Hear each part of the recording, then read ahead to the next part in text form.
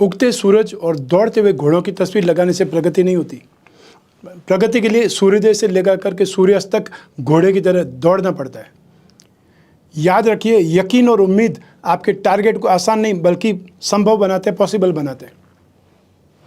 नमस्कार, मैं हूं कमल श्रीमाली। आप सभी का बहुत बहुत स्वागत आपके अपने चैनल में। और 29 मार्च 2025 को शनिदेव के मीन राशि में जो प्रवेश हो रहा है उसके गोचर में यह एपिसोड आपकी राशि, नाम राशि अर्थात मून साइन पर आधारित है। इस एपिसोड में शनि के गोचर विश्लेषण के साथ साथ आपकी आर्थिक स्थिति, आपका जॉब, प्रोफेशन या बिजनेस, दाम्पत्य सुख, संतान सुख और स्वास्थ्य के बारे में भी अलग से जानकारी देने वाला हूँ, अलग से विश्लेषण कर रहा हूँ। 29 मार्च 2025 की रात को 9:45 से पूर्व भाद्रपद नक्षत्र के चौथे चरण में शनि के प्रवेश करते ही मीन राशि में आ जाएंगे। आपकी मकर राशि से फर्स्ट हाउस अर्थात आपकी राशि और धन संपत्ति भाव दोनों भावों के स्वामी शनि है, जब गोचर वसात राशि से पराक्रम भाव में थर्ड हाउस में प्रवेश करेंगे। और थर्ड हाउस में शनिदेव आकर के अपनी तीसरी दृष्टि से फिफ्थ हाउस को, संतान भाव को, सप्तम दृष्टि से भाग्य भाव को और दसम दृष्टि से राशि भाव को देख करके प्रभावित करेंगे। शनि के मीन राशि में गोचर का सारांश कहें तो शनि का मीन राशि में गोचर आपके लिए नई उम्मीद लेकर के आ रहा है। अब आर्थिक लाभ जबरदस्त होने लगेगा और पैसा कमाने के लिए बहुत सारे सोर्स आपके हाथ लगेंगे। मेंटल टेंशन से राहत मिलने लगेगी। नौकरी या व्यापार जो भी आप करते हो आपके लिए समय अच्छा है नई ऊंचाइयां हासिल करने के लिए, नए रिकॉर्ड बनाने के लिए। अब आप काफ़ी एनर्जेटिक महसूस करेंगे। स्टूडेंट्स के लिए भी ये समय बहुत बेहतर होने वाला है कि एजुकेशन में जो भी ऑब्स्टेकल्स थे, गतिरोध थे, अब दूर होने लगेंगे और पुराने कर्जों को चुकाने का रास्ता निकलेगा। या आकस्मिक धन लाभ, अनएक्सपेक्टेड फाइनेंशियल गेन के अवसर भी मिलेंगे और धीरे धीरे आपके सभी काम बनने लगेंगे। सब मिलाकर यह गोचर आपके लिए बहुत ज़्यादा पॉजिटिव है, क्योंकि आपको शनि की साढ़े साथी की समाप्ति हो चुकी है। लेकिन जब जब शनि वक्री होंगे अर्थात 13 जुलाई से 28 नवंबर तक, तब घर परिवार में कलह का वातावरण बन सकता है। और या अति उत्साह में, गुस्से में, बेवजह की बहस में ना पड़ें। अपनी भाषा पर, अपने सेंटेंस पर या अपनी जो शब्द है उन पर नियंत्रण रखें। लंबी दूरी की यात्राओं में असुविधा मिलेगी, कुछ कष्टकारी साबित भी हो सकती है।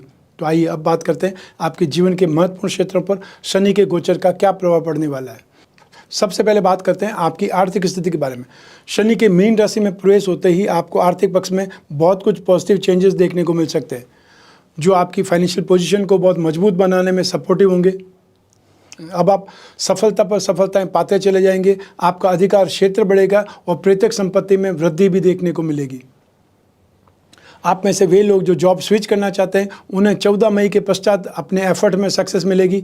व्यापारी नए नए कामों में हाथ आजमा सकते हैं। लंबा सोच कर आप चल सकते हैं या बहुत लंबा सोच सकते हैं, प्लानिंग बना सकते हैं। जो पैसे लंबे समय से बकाया थे या जिन्होंने उधार लिए हुए थे उन पैसों को वापस नहीं कर रहे थे, अब वह पैसा वापस मिलने के योग बनेंगे।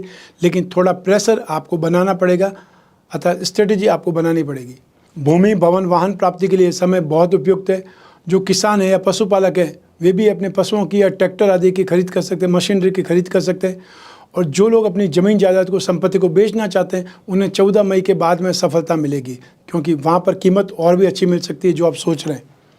लेकिन जब भी शनि वक्री होंगे अर्थात 13 जुलाई से 28 नवंबर तक, तब आपके खर्चे बहुत ज़्यादा होंगे। लेकिन कोई भी काम पैसों के कारण रुकेगा नहीं। आउटसाइड सोर्सेज से भी आपको फाइनेंशियल गेन बराबर मिलता रहेगा। फिर भी वक्री शनि रहने तक आर्थिक पक्ष में कई तरह के उतार चढ़ाव देखने को मिल सकते हैं। इस दौरान नौकरी करने वाले लोगों को लालच में आकर के नौकरी नहीं छोड़नी है। यह समय रिस्क लेने का नहीं है। वहीं व्यापारी लोगों को भी रिस्क लेने से बचना चाहिए, एक्सपेंशन से अभी बचना चाहिए। तो आइए अब बात करें आपके जॉब, बिजनेस या प्रोफेशन की। मीन राशि में शनि के गोचर में हर काम में सफलता मिलने के साथ साथ नौकरी और फाइनेंशियल गेन की प्राप्ति भी होगी। जो ऑलरेडी जॉब कर रहे हैं उन्हें प्रमोशन और ज़्यादा अधिकार मिल सकते हैं। आप में से वे लोग जो इंजीनियरिंग या फार्मा लाइन से जुड़े हुए हैं उन्हें इस दौरान अच्छी जॉब का ऑफर मिल सकता है। नौकरी पेशा लोगों को इस गोचर काल के दौरान अच्छा इंक्रीमेंट मिल सकता है। और जो लोग एब्रॉड में जॉब करना चाहते हैं उन्हें इस समय वहाँ पर जॉब मिल सकती है, वहाँ जाना हो सकता है। या जिन लोगों का वीज़ा समाप्त होने वाला है, निश्चिंत रहिए आपको वीज़ा वापस मिलेगा। लेकिन जब भी शनि वक्री होंगे अर्थात 13 जुलाई से 28 नवंबर तक, तब कैरियर में बहुत प्रकार के संकटों का सामना करना पड़ सकता है। आपको आर्थिक नुकसान के साथ साथ अपमानित होना पड़ सकता है, इसलिए सावधान रहने की सलाह देना चाहता हूँ। जो बिजनेस पर्सन है, व्यवसायियों की बात करें तो आपको चैलेंजेस अर्थात कोई न कोई चुनौतीपूर्ण कार्य करने के अवसर मिलेंगे। व्यापार के लिए यात्राएं करेंगे और शानदार सफलता पाएंगे। इस गोचर में विदेश यात्राएं भी संभव है। आप इस दौरान जितनी मेहनत करेंगे उससे ज़्यादा सफलता आपको प्राप्त होगी। कुछ विशेष महत्वपूर्ण फैसले, एग्रीमेंट आप करेंगे और उसमें बहुत सफल रहेंगे। व्यावसायिक चुनौतियों का आसानी से सामना करेंगे और शानदार सफलता पाएंगे। चारों ओर से सफलता और प्रसन्नता या गेन आपको प्राप्त होगा। यश आपको मिलेगा, नेम फेम आपको मिलेगा। जिन लोगों ने अपना नया नया व्यवसाय आरंभ किया है उन्हें थोड़ा धैर्य जरूर रखना पड़ेगा। व्यापार को समय देने की आवश्यकता होगी। लाभ और सफलता आपको 100% मिलने वाली है। जो लोग साझेदारी में बिजनेस कर रहे हैं, उन्हें व्यापार अलग करना चाहते हैं, उन्हें जल्दी फैसला करना चाहिए। और हमेशा ध्यान रखिए कि शुभ समय भी सीमित होता है और उसका ज़्यादा से ज़्यादा लाभ उठाने का प्रयास करना चाहिए। लेकिन जब भी शनि वक्री होंगे तो 13 जुलाई से 28 नवंबर 2025 तक वहाँ पर किसी भी प्रकार का इन्वेस्टमेंट करते हैं तो परेशानियों का सामना करना पड़ेगा। वो इन्वेस्टमेंट आपका फंस जाएगा। साथ ही कई बार ग्राहक कम आने की वजह से भी परेशान होना पड़ सकता है, या फिर दूसरों की बातों में आकर के ऐसे बदलाव कर सकते हैं जो नुकसानदायक साबित हो। तो आइए अब बात करेंगे आपके दाम्पत्य सुख की, वैवाहिक सुख की। मीन राशि में शनि का गोचर आपके वैवाहिक जीवन में स्नेह और प्रसन्नता का कारण बन सकता है और ऐसे में आपसी संबंध बेहद मजबूत होते दिखाई देंगे। आपस में मधुरता बढ़ेगी। घर में मांगलिक कार्य हो सकते हैं और यदि आप अविवाहित हैं तो विवाह बंधन में बंधेंगे। विवाहित है तो संतान की प्राप्ति होने की सूचना आपको मिलेगी। और यदि आप लंबे समय से शहर से, घर से बाहर रह रहे हैं तो परिवार के पास आने का आपको अवसर मिलेगा। आपको इस गोचर में खुशी का एहसास एक्सट्रीम पर होगा। स्नेह अपनत्व में वृद्धि होगी। और आप में से वे लोग जो कोई न कोई रिलेशनशिप में, तो आपको पक्के साथ का वादा मिल सकता है। आप अपने परिवार को अपने रिश्ते के बारे में बता सकते हैं और थोड़ी बहुत आनाकानी के बाद में सब कुछ ठीक होने वाला है। इस गोचर में ससुराल पक्ष की तरफ से कोई बहुत बड़ी खुशखबरी मिल सकती है जो आपके वैवाहिक जीवन को और ज़्यादा मधुर बना सकती है। लेकिन जब शनि वक्री होंगे अर्थात 13 जुलाई से 28 नवंबर तक, तब वैवाहिक जीवन में यह समय परेशानियों भरा साबित हो सकता है। वैवाहिक जीवन में किसी तीसरे की वजह से संकट उत्पन्न हो सकता है और आपसी मतभेद बढ़ सकते हैं। संभव है किसी न किसी कारणवश कोर्ट कचहरी के चक्कर भी लगाने पड़े। तो आइए अब बात करें संतान सुख की। शनि की पंचम भाव पर तीसरी दृष्टि पड़ रही है, इसलिए विशेष ध्यान रखना होगा। संतान से संबंधित जो चिंताएं हैं वो 14 मई के बाद में दूर हो सकती हैं, क्योंकि तब बृहस्पति राशि से सप्तम भाव में प्रवेश करके सुरक्षित कर देंगे। 18 मई से राहु की तृतीय भाव में स्थिति पराक्रम के क्षेत्र में उन्नति दिलवाएगी। जो लोग संतान के प्रति उत्सुक हैं, इच्छुक हैं, उन्हें संतान प्राप्ति के संयोग बनेंगे। लेकिन जब शनि वक्री होंगे अर्थात 13 जुलाई से 28 नवंबर 2025 तक, तब संतान को लेकर के आपकी चिंता बढ़ेगी। संतान को शारीरिक समस्याएं परेशान कर सकती है। इस दौरान उनकी स्टडी में भी रुकावट आ सकती है। आप उनके स्वास्थ्य और उनकी संगति को लेकर के बहुत ज़्यादा गंभीर हो जाएंगे और गंभीर होना भी चाहिए। तो आइए अब बात करें आपके स्वास्थ्य की। शनि के मीन राशि में गोचर से आपको स्वास्थ्य में सुधार देखने को मिलेगा। अपनी पुरानी बीमारियों में राहत महसूस कर सकते हैं। अस्थमा, दमा या पीलिया जैसे रोगों का, जॉन्डिस जैसे रोगों का इलाज आपके लिए आसान साबित हो सकता है और वहीं कई बीमारियों से मुक्ति भी मिल सकती है या नई बीमारियों का खतरा समाप्त हो सकता है। स्वास्थ्य में सुधार की स्थितियां देखने को जरूर मिलेंगी। लेकिन जब भी शनि वक्री होंगे तब अपनी सेहत में अचानक फेफड़े या लंग्स, लिवर में कुछ समस्या देखने को मिल सकती है। इस दौरान आपका मोटापा बढ़ सकता है और कई लोगों को सांस फूलने जैसी बीमारी का आगाज हो सकता है। जो भी वृद्ध लोग हैं, एजेड लोग हैं, उनको उम्र से संबंधित बीमारियों से जूझना पड़ सकता है। तो आइए अब बात करें शनि और चंद्रमा के उपायों की। मकर राशि वाले जातकों को शनि और चंद्रमा दोनों के दान और उपाय करने की आवश्यकता पड़ेगी।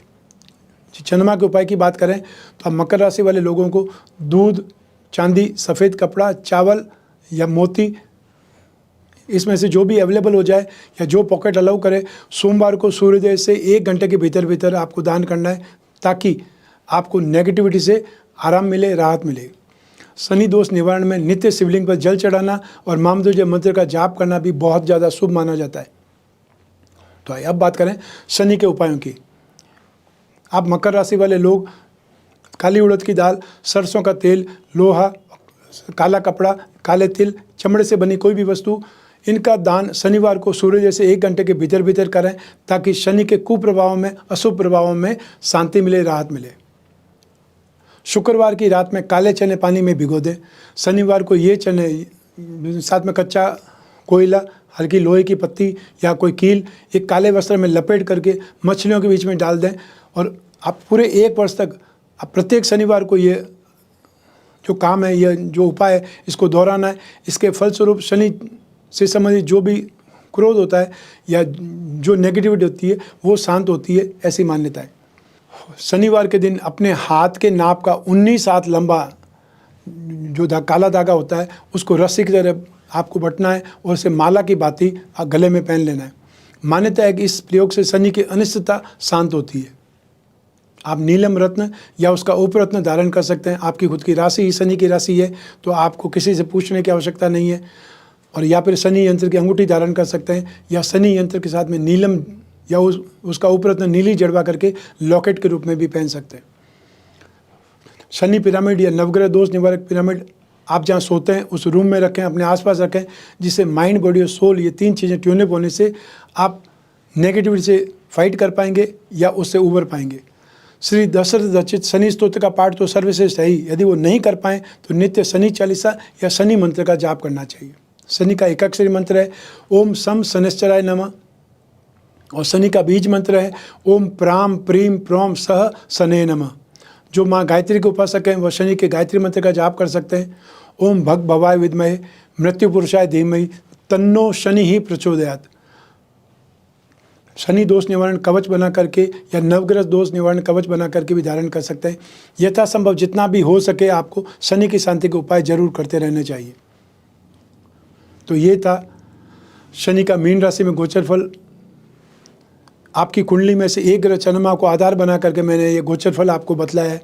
आप चाहें तो अपनी जन्म कुंडली के संदर्भ में इस गोचर फल को और सटीकता से जान सकते हैं कि जन्म कुंडली आपकी अपनी है और आपकी अपनी बर्थ डिटेल से ही बनती है। लेकिन जब जीवन में समस्याएं ज़्यादा हो, भविष्य में झांकना हो, कोई बहुत बड़ा आपको निर्णय लेना है, डिसीजन लेना है, तो अपनी जन्म कुंडली का विश्लेषण जरूर कराना चाहिए और उसके माध्यम से आपको कोई न कोई डिसीजन लेना चाहिए। जब भी आपको जिज्ञासा है कुंडली विश्लेषण की, स्क्रीन पर दिए हुए नंबर पर संपर्क करके वीडियो कॉन्फ्रेंसिंग या जो टेलीफोनिक कंसल्टेंसी है उसके लिए अपॉइंटमेंट फिक्स करना है। आप कोई भी कंट्री में रहते हो, कोई भी सिटी में रहते हो, आप अपने घर की 4 दीवारी में बैठे हुए या ऑफिस में बैठे हुए या जहाँ भी आप चाहते हैं वहाँ बैठे हुए अपनी जन्म कुंडली का विश्लेषण करवा सकते हैं। जो जिज्ञासा है उसके बारे में बातचीत कर सकते हैं, विचार विमर्श कर सकते हैं और जो समस्या है उनका उचित उपाय ढूंढ सकते हैं। आपकी कोई भी पर्सनल से पर्सनल प्रॉब्लम हो वो भी आप डिस्कस कर सकते हैं, क्यों आप और मैं ही बात करेंगे, बीच में तीसरा कोई भी नहीं होगा। तो ऐसी स्थिति में सिर्फ और सिर्फ आपको एक ही कर्म करना है, वो अपॉइंटमेंट फिक्स करने का। और जो भी उपाय होंगे वो आपको लिखित में, चाहे ईमेल के माध्यम से, व्हाट्सएप के माध्यम से आप तक पहुंचेंगे। हमारे टीम मेंबर्स आपका पूरा साथ देंगे, सहयोग करेंगे। मैं कामना करता हूं कि आप स्वस्थ रहें, प्रसन्न रहें, सुरक्षित रहें। अपना और अपने परिवार का बहुत बहुत ख्याल रखें। आप सभी को मेरा नमस्कार, बहुत बहुत शुभकामनाएं। ईश्वर आपकी रक्षा करे। धन्यवाद।